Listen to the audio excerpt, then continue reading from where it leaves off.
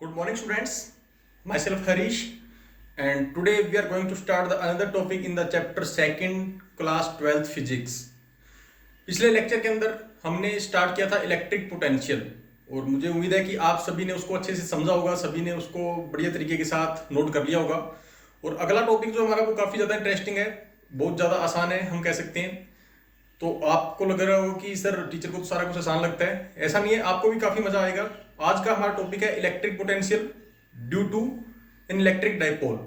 Electric dipole की वजह से हमने इलेक्ट्रिक पोटेंशियल फाइंड आउट करना है। इलेक्ट्रिक डाइपोल आप सभी ने पहले चैप्टर में पढ़ रखा होगा कि जब दो इक्वल मैग्नीट्यूड के चार्ज बट अपोजिट नेचर के अंदर एक दूसरे के पास बिल्कुल ही एक स्मॉल डिस्टेंस के ऊपर रखे जाते हैं तो वो एक डाइपोल बनाते हैं। और उस डाइपोल की वजह से जो इलेक्ट्रिक पोटेंशियल होगा उसकी मैग्नीट्यूड कैसे निकलेगी, किन चीज़ों के ऊपर वो डिपेंड करेगी, वो सारी चीज़ आज हम पढ़ेंगे।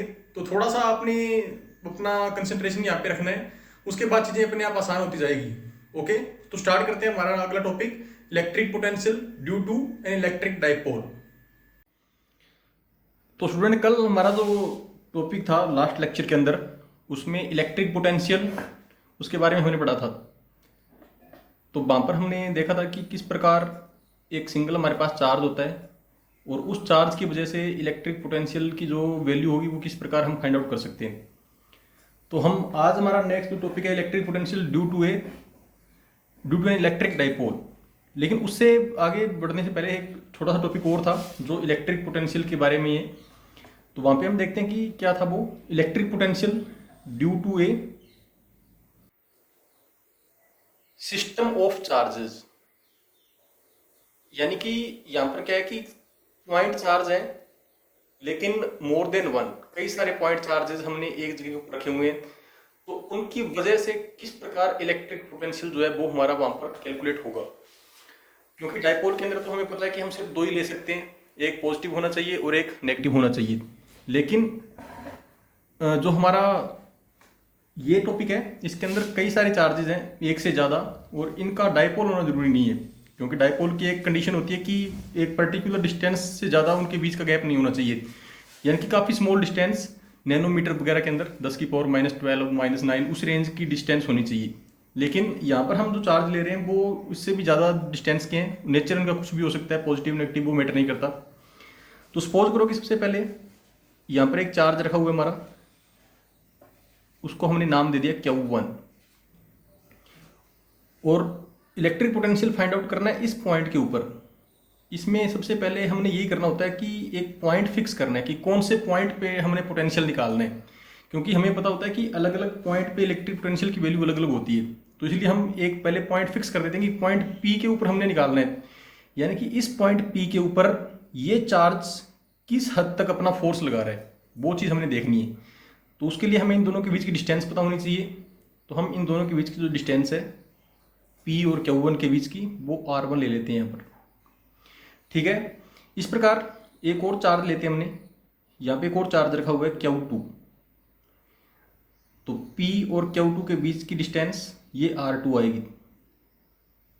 चार्ज अलग अलग हैं, एक ही जगह के ऊपर रखे हुए हैं या एक पर्टिकुलर एरिया में रखे हुए हैं, तो उनका कंबाइंड फोर्स किसी भी पॉइंट के ऊपर कितना लग सकता है वो हमने देखना है। पॉइंट P एक कॉमन पॉइंट है जिसके ऊपर Q1 भी फोर्स लगा रहा है, Q2 भी लगा रहा है। एक यहाँ पे और रखा हुआ हमारा Q3,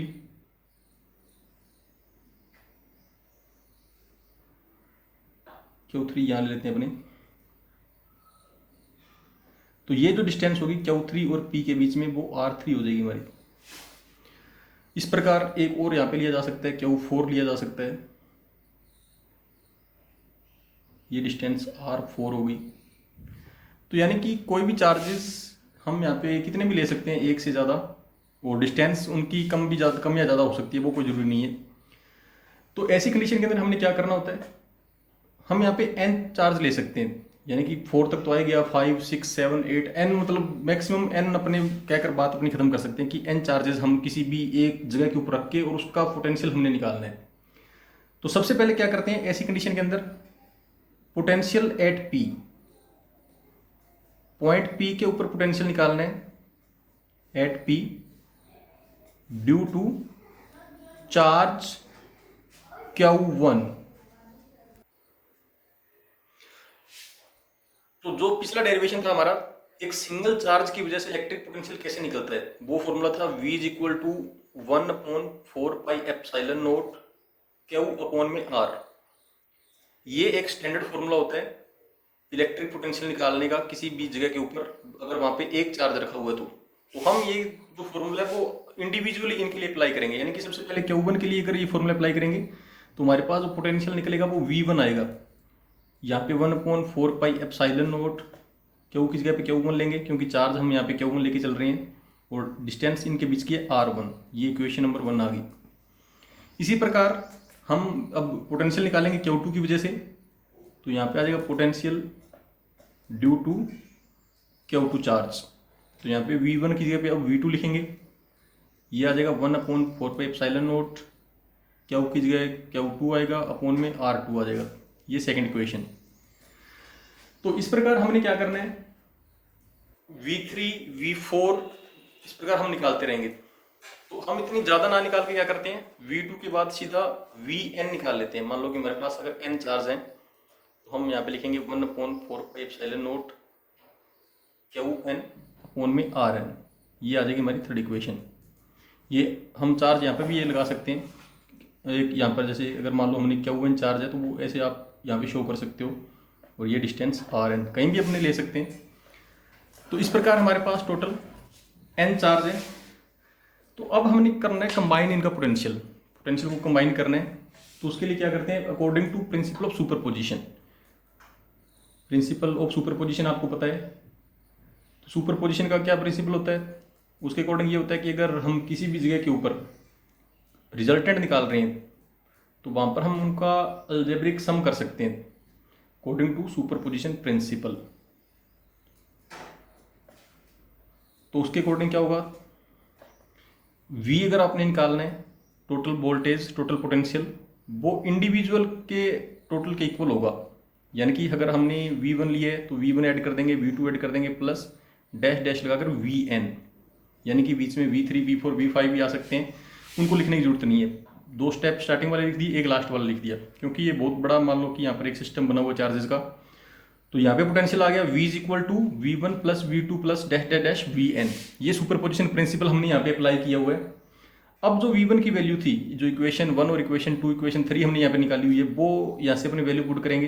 तो V1 की जगह आ गया 1/4πε0 Q1 अपॉन में R1 प्लस 1/4πε0 Q2 अपॉन में R2, फिर प्लस लगाकर आगे डैश डैश 1/4πε0 Qn अपॉन में Rn। इसमें अब अगर ये V1 V2 Vn, अगर V1 नेगेटिव चार्ज है तो ये अब माइनस हो जाएगा, इसके आगे माइनस का सिंबल लगेगा।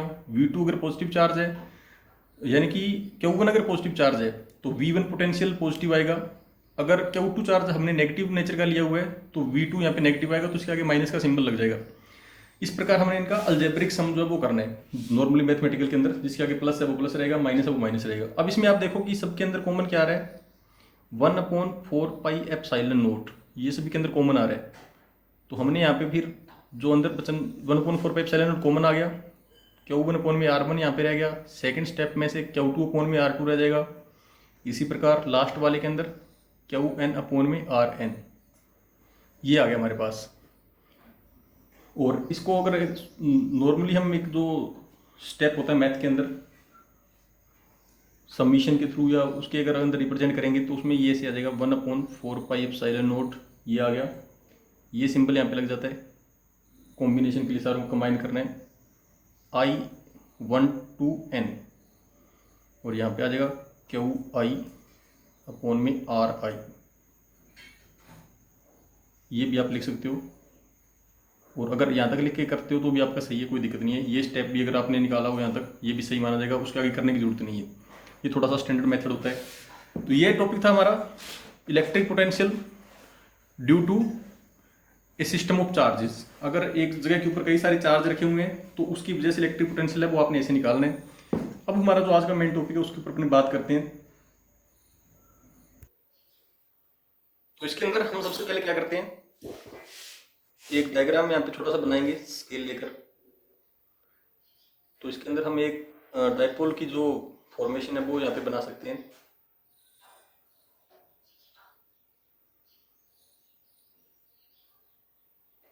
ये एक लाइन लगा के हम एक इसमें सेंटर में पॉइंट लगा देते हैं, क्योंकि हम डाइपोल का जो मिड पॉइंट है वो भी हमें पता होना चाहिए। तो स्केल से हम एक जैसे इसको बनाएंगे। अब डाइपोल के अंदर क्या होता है, एक तरफ नेगेटिव चार्ज होता है और एक तरफ इसमें पॉजिटिव चार्ज होता है। तो हमने माइनस क्यू प्लस क्यू दोनों यहाँ पे चार्ज इसके अंदर लिख दिए, और ओ पॉइंट जो है वो हमारे डाइपोल का सेंटर है। यहाँ पर मिड पॉइंट हमने इसको कह सकते हैं।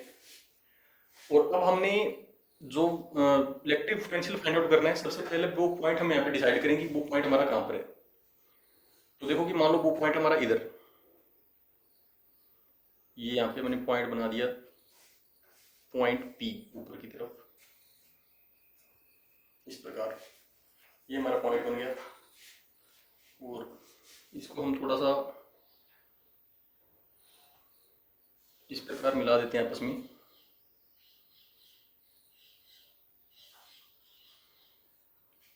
इसको थोड़ा सा हमने क्या करना है कि ओब्लिकली बनाना है, लाइन ये थोड़ी सी तिरछी बनानी है। तो एक बार देखो ऐसे, तो इसमें देखो कि हमने पॉइंट पी यहाँ पर बना रखा है, और पॉइंट पी को पहले हमने सेंटर से देखने की कितनी दूरी पे है वो। तो जैसे पॉइंट पी है, इसके डाइपोल का जो सेंटर ओ हमने बनाया हुआ है, उससे हम इसको आर डिस्टेंस के ऊपर लेते हैं। तो ये डिस्टेंस आ गई आर डिस्टेंस हम यहाँ पे लेके चलते हैं।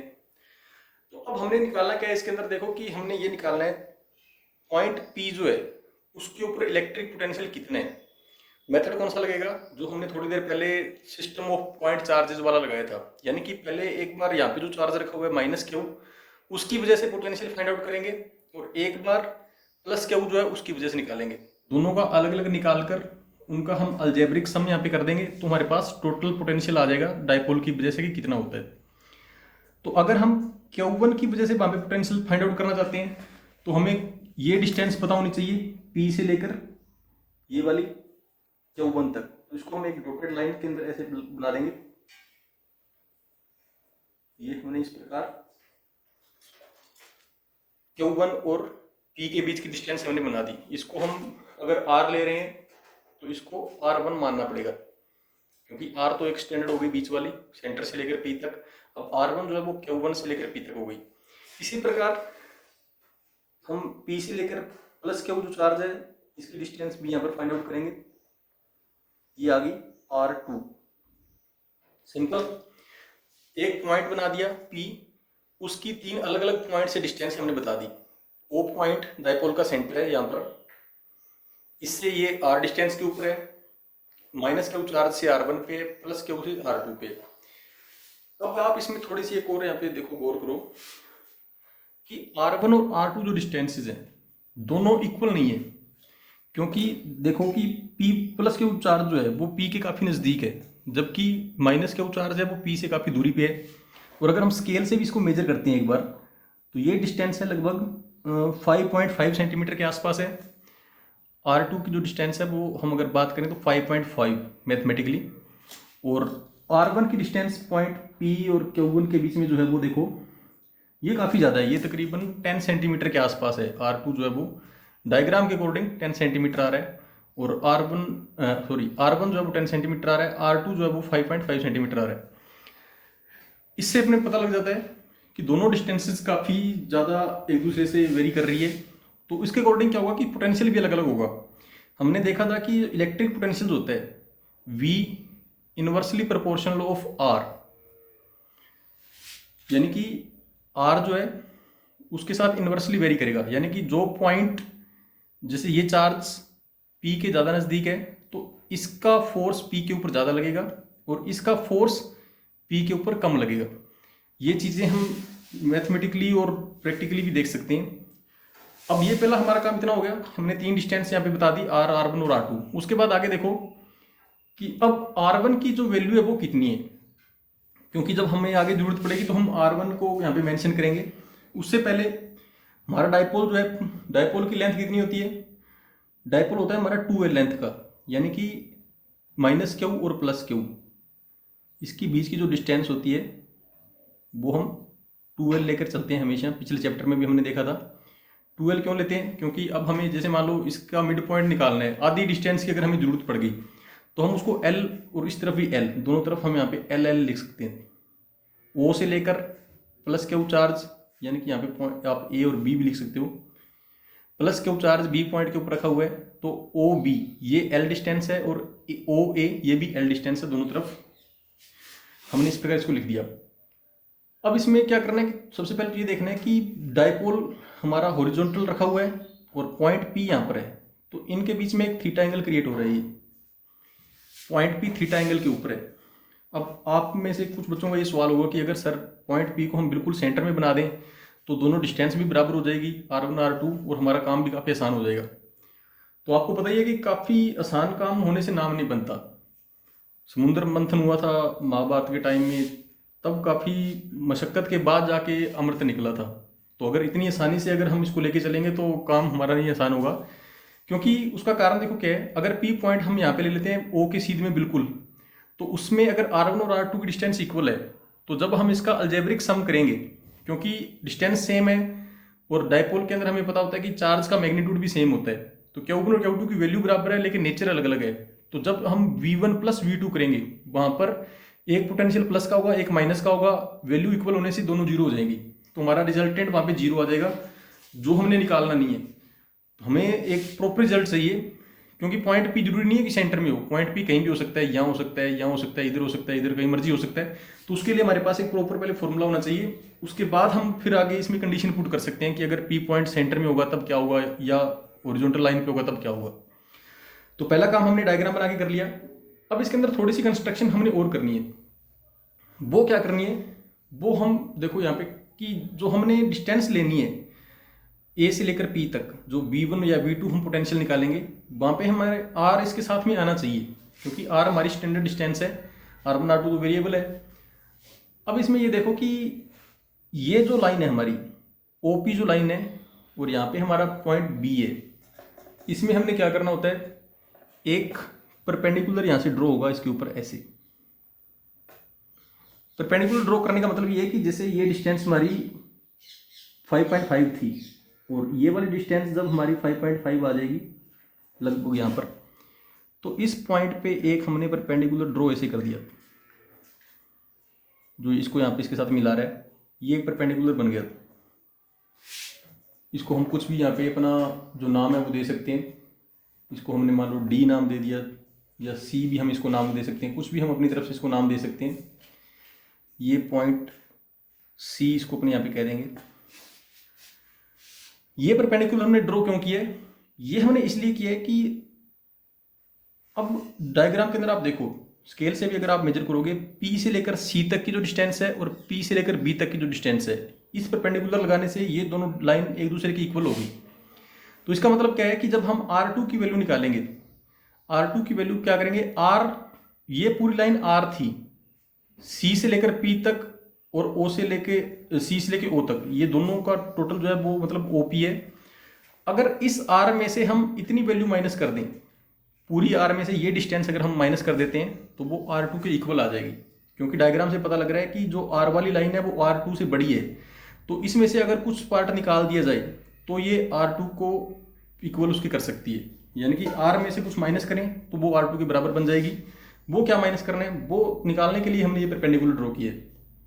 क्योंकि जैसे देखो अब ये राइट एंगल ट्राइंगल बन गया यहाँ पर कंस्ट्रक्शन करने से, और ये O से लेकर B तक ये डिस्टेंस यहाँ से लेकर यहाँ तक हमें पता है कि L है, और यहाँ पे थीटा एंगल बन रहा है। तो हम राइट एंगल ट्राइंगल के अंदर ट्रिग्नोमेट्रिकल प्रॉपर्टी लगाएंगे तो हमारे पास OC की वैल्यू आ जाएगी। और अगर हम OP में से OC माइनस कर दें, OP माइनस OC, ये अगर माइनस कर दिया जाता है तो ये BP के बराबर आ जाएगा।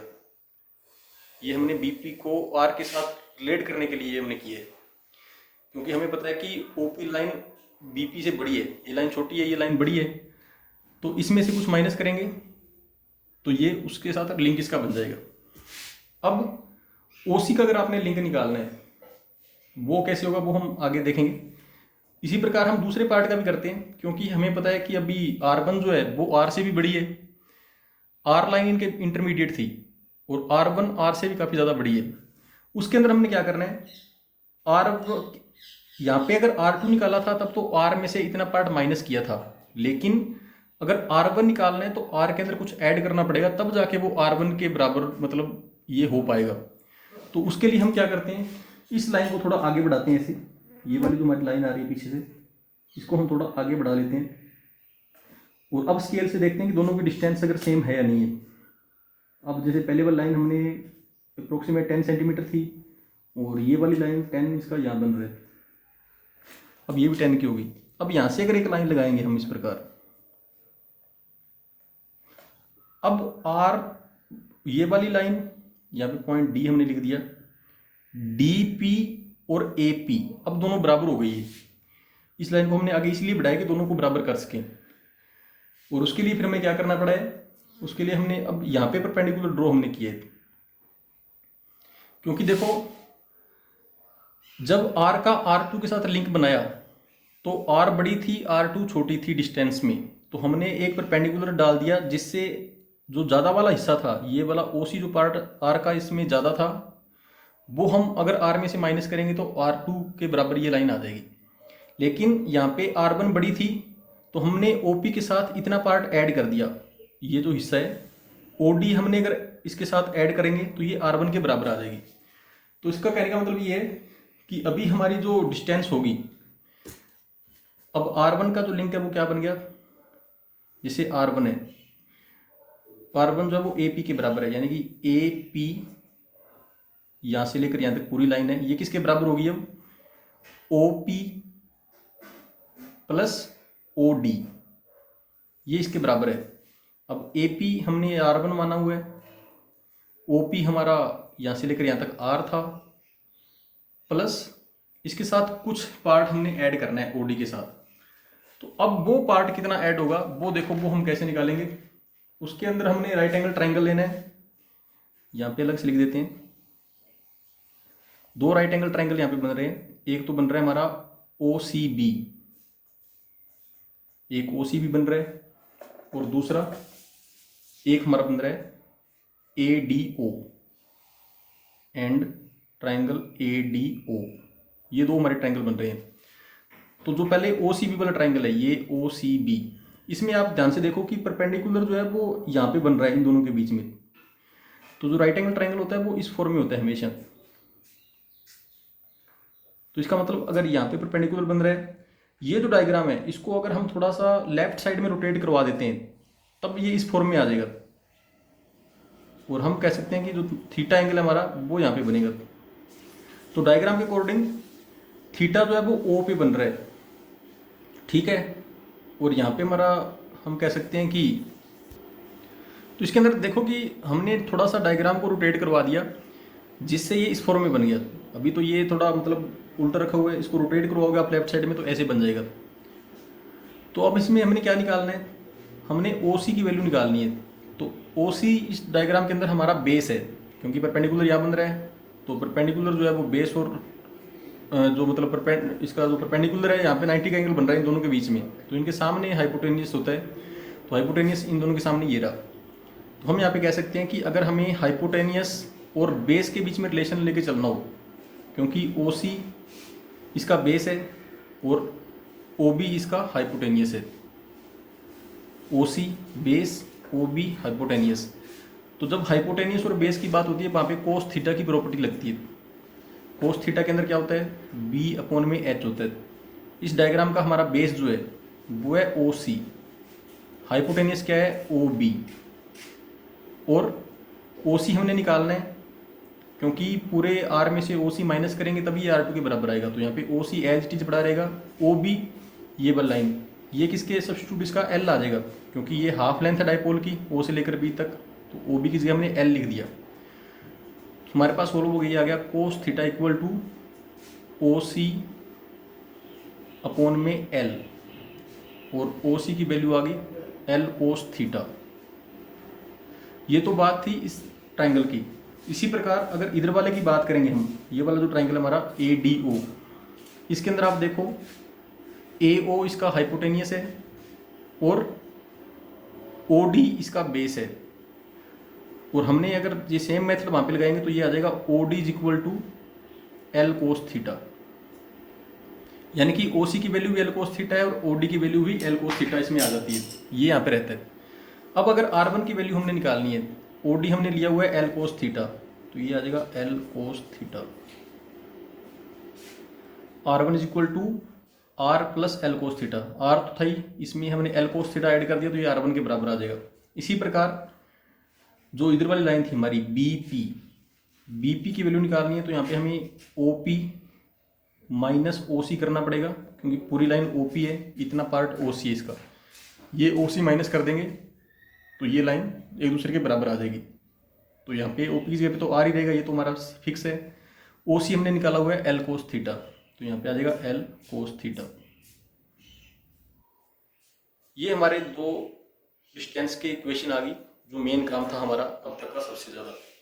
उसके बाद काफ़ी ज़्यादा आसान है काम, तो आगे हमने सिंपल मेथड ही लगाने। तो अब हम क्या करेंगे, यहाँ पे लिखेंगे पहले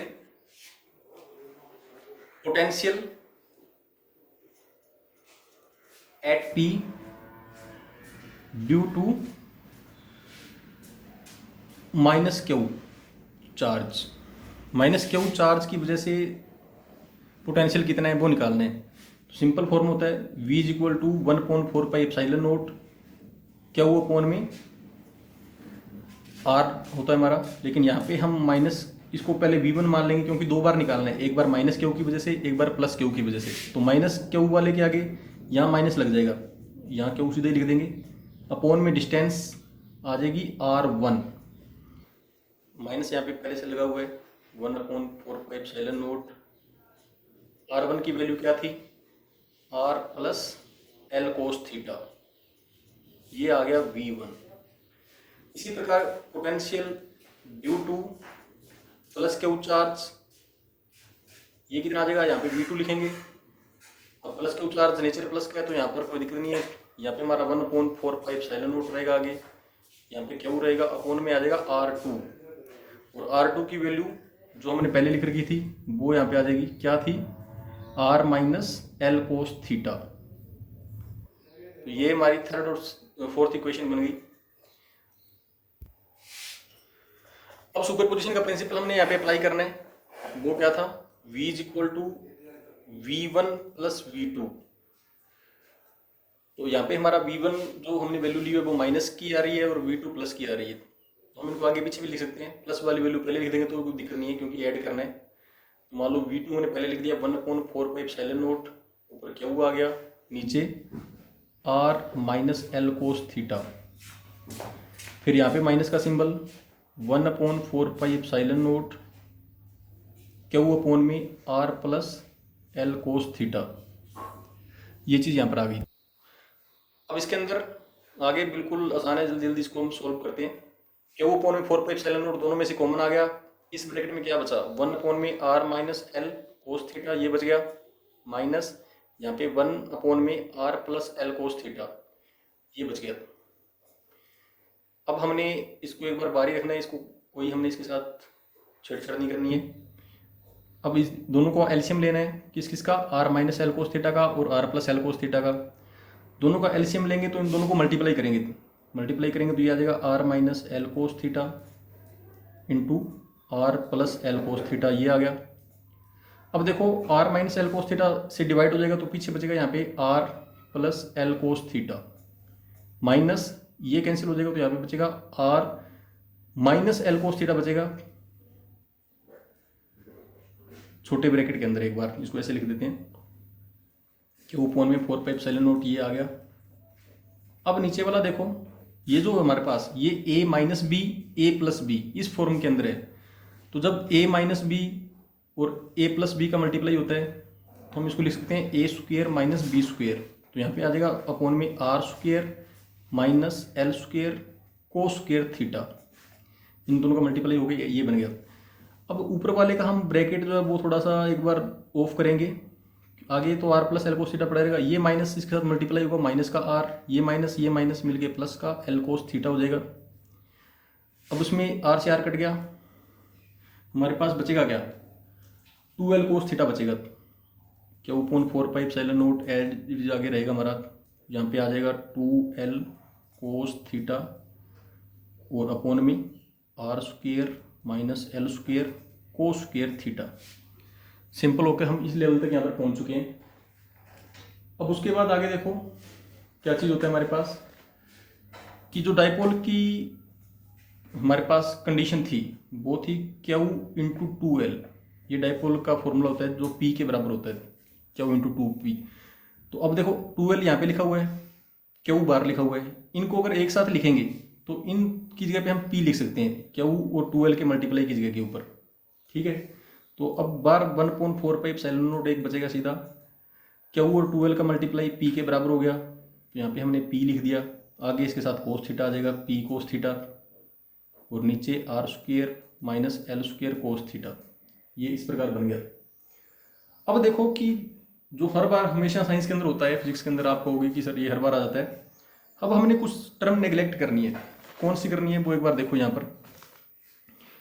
अब आर की जो वैल्यू है, आर ओ से लेकर पी तक है और एल जो है वो ओ से लेकर बी तक है। यानी कि आर जो है वो एल के कंपैरिजन में काफ़ी बड़ा है। ये यहाँ से लेकर यहाँ तक आर था और ये यहाँ से लेकर यहाँ तक या यहाँ से यहाँ तक जो मर्जी मान लो ये एल है। तो आर एल से बड़ा है, इसका मतलब आर स्क्वेयर जो होगा वो एल स्क्वेयर से भी बहुत बड़ा होगा, क्योंकि फॉर्मूले के अंदर एल का साथ स्क्वेयर लगा हुआ है और एल स्क्वेयर के साथ साथ कोस थीटा भी लगा हुआ है। कई बार एंगल काफ़ी स्मॉल होते हैं तो वो वाली क्वांटिटी स्मॉल बन जाती है बहुत ज़्यादा। तो कहने का मतलब ये है कि हम यहाँ पे लिखेंगे r square is much greater than l square cos theta. So ये वाली जो टर्म है ये हम नेग्लेक्ट यहाँ पे कर सकते हैं।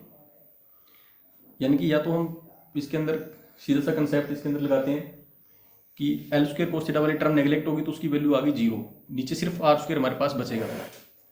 तो हम इसको लिखेंगे 1/4 epsilon not P cos theta upon में आर स्क्वेयर। ये बच गया सिंपल होने के बाद। अब इसके अंदर अगर हम कंडीशन हमारी अप्लाई इसके अंदर करते हैं तो वो है कि पहली कंडीशन, ये तो फॉर्मूला आ गया हमारे पास, एक स्टैंडर्ड फॉर्मूला इसका आ गया कि पोटेंशियल जो है वो ऐसे निकलेगा 1/4 epsilon not P cos theta upon में आर स्क्वेयर। ये डाइपोल की वजह से जो पोटेंशियल निकलता है उसका फॉर्मूला है। अब इसमें कंडीशन पुट करनी है तो इसके अंदर आ जाएगा केस फर्स्ट। वो क्या कहता है, if point P lies on it's axial line of dipole. यानी कि अगर पॉइंट पी जो है हमारा, जैसे हमने पॉइंट पी यहाँ लिया था, ये पी था और ये यहाँ पे डाइपोल आ गया था -Q + Q। अगर ये इसके एक्सिस के ऊपर है, मान लो पॉइंट पी हम यहाँ पे ले लें इसी लाइन की सीध में, तो उस केस में क्या होगा, डाइपोल और पी के बीच का जो एंगल थीटा है, थीटा जो है वो कितना बनेगा, वो 0 डिग्री का बनेगा। अगर पॉइंट पी हम यहाँ पे शिफ्ट कर देते हैं इस लाइन के सीध में, और वो कोस थीटा की वैल्यू जब यहाँ पे पुट करेंगे तो कोस थीटा जब 0 होता है उसकी वैल्यू 1 आ जाती है। तो हमारे पास जो पोटेंशियल निकलेगा वो 1/4 एप्सिलॉन नॉट और पी अपॉन में आर स्क्वेयर, यानी कि ये मैक्सिमम वैल्यू निकलेगी उसकी।